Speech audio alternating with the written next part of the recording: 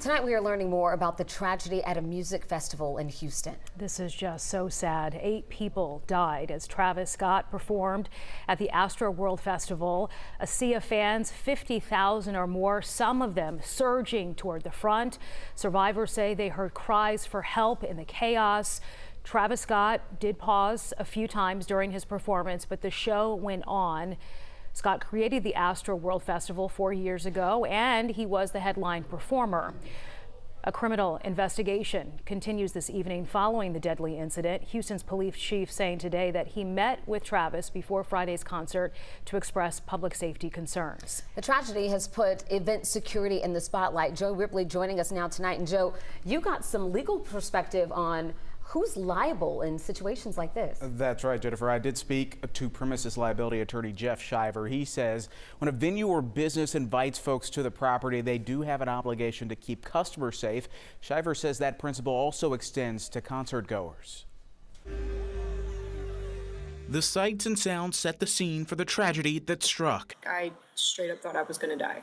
After 8 people died and hundreds more were hurt at the Astroworld event Friday night in Houston, Tom Smith is now reconsidering going to large concerts. You're in a kind of scenario where you put your hands up and you can't put them back down with the amount of people that you have surrounding you. There's liability at every level of Travis Scott should be held culpable.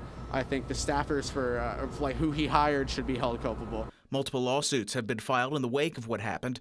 Attorney Jeff Shiver, who's not associated with those lawsuits, says everyone from the promoter to organizers and even performer Travis Scott himself could be held liable. This isn't going to completely change the industry, but I certainly hope and expect that this will put into acute focus the need to, at every stage in the planning, look at what can be done to control the crowd if something were to occur. Shiver says barricades, guards, and other security measures can only do so much amid a potentially unruly crowd of thousands.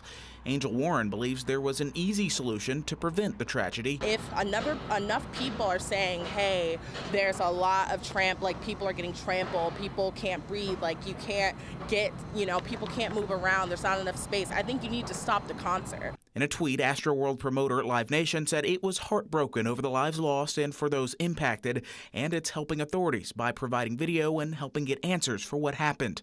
Scott, who helped create the Astroworld event, said he was devastated. Anytime I can make out, anything that's going on, I just stop the show.